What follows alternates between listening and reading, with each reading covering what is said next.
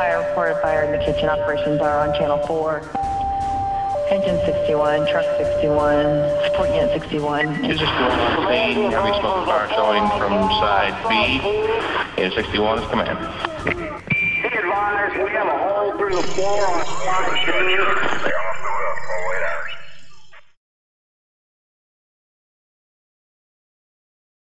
It first inspired me to be a firefighter. I was in high school. I had quite a few friends of mine that were actually volunteers in Mission. There was one day I was heading down to work, down to Mission. I worked down at Dairy Queen.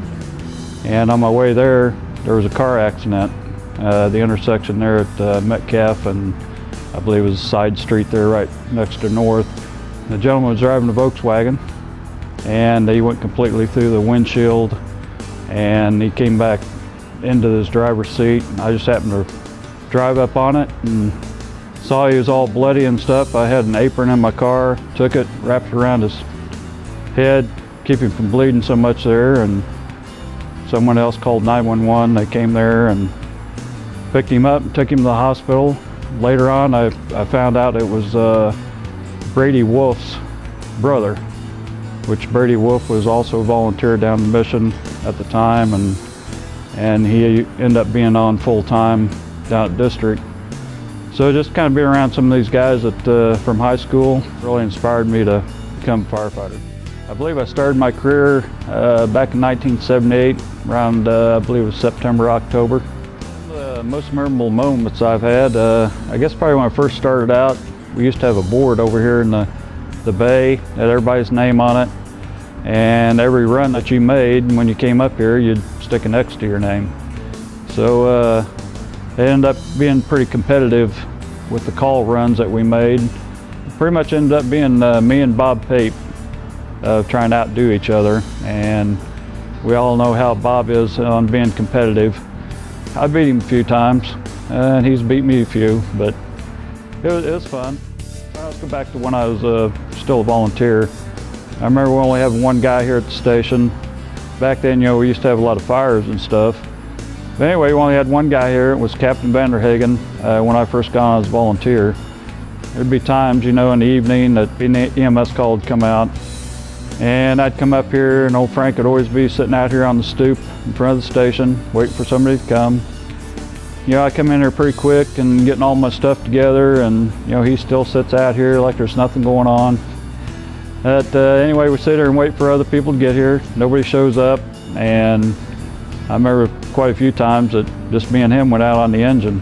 You know, back then, when I first started, I didn't know much of what was going on or what I needed to do, and he pretty much told me to just sit there and keep my mouth shut, and he'd tell me what to do.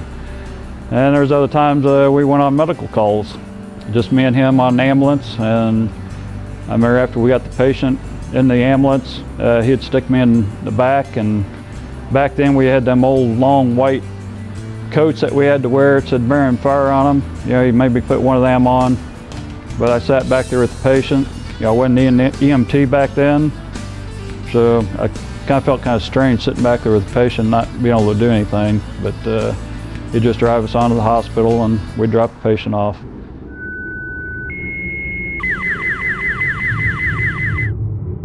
By an overnight fire, investigators say it was intentionally set. According to the state fire marshal's office, some kind of accelerant, probably gasoline, was spread around the front of the station. Most of the damage was to equipment, such as this $350,000 aerial truck, and the cab of this brand new pumper was completely gutted.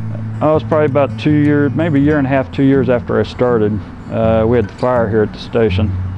I remember being at home, Plectron going off, and saying our station was on fire, and you know, something that you can't really comprehend or believe at the time, but I jumped in my old little white Beetle Bug, and I was doing about 80 miles an hour up here off the Shawnee Mission Parkway. I remember seeing the smoke, and I just couldn't believe it, and I rounded the corner up here and seen the smoke and fire coming out of the bays. I went over and parked my car, tried to get in there and make sure everybody was okay, and I remember Ted Huff and Frank Vanderhagen were out here putting the fire out. I kind of helped pull the line stuff off over there, but I was glad to see both of them were okay, because, you know, back then we didn't have any sprinklers or smoke alarms here to notify anybody, but that's probably the worst moment of my life, you know, when I first started here and having that happen. Some of the major changes, you know, we, at one point in time, you know, we had actually 2 ambulances here. And we ended up getting rid of one of them and end up with one. You know, that's kind of the way things go, having the different times and how things have to change. And, you know, we run a rescue for a number of years. You know, we're cross-staffing back then with the truck and the ambulance. Some of the other changes too, you know, it's always been a kind of a joke around here, 2 men in a truck.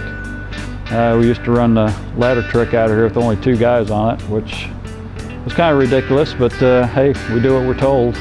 You know, seeing the different equipment that's come out over the years, you know, to make our lives a lot easier and a lot safer.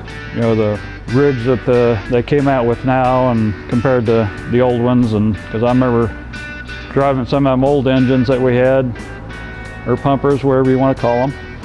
We had stick shift, and you pretty much had to drive them like you're pissed off at them. That's the way Ed Zeller always told me to drive them. He says, when you drive one of these, just act like you're pissed off at it, and so you'll do fine. And that's kind of the way I did, and I learned how to drive a stick shift on one of these big rigs, and it was actually kind of fun driving one. But now, as you know, we got newer and better things in life, and you don't have to do any more shifting anymore. We got the automatics.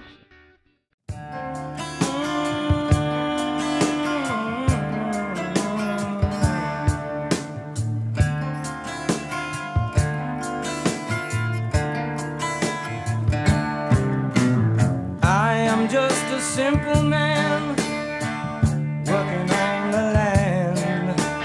Oh, it ain't easy. I am just a simple man working with my hands. Oh, believe me. Freedom is the only thing means a damn to me. Yeah, you on your coat and stuff kind of insulates you, so it kind of helps out. Freedom is the only song. Sing a song for me. Oh, we're gonna make it. I'll talk a little bit about some of the regrets I've had about this job. You know, there's really not many. I decided to stick it out here. You know, I didn't have any regrets doing that. You know, some of the people I've worked with before up here, some of the chiefs, you know, we didn't look eye to eye on certain things, but you know, everything always worked out at the end. Oh, it ain't easy. I'm just a simple man trying to be free. Oh, believe me. Freedom is the only thing means a damn to me. Oh, you can't fake it. Freedom is the only song. Sing a song for me. Oh, we're gonna make it. Yeah, yeah, yeah.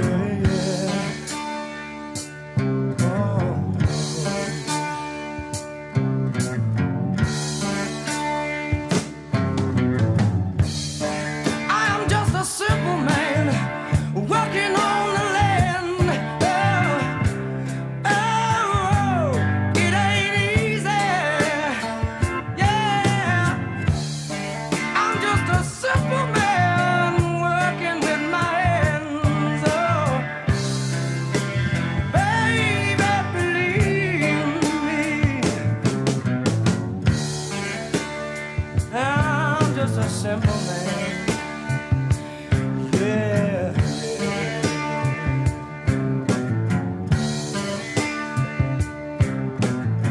Freedom is the only thing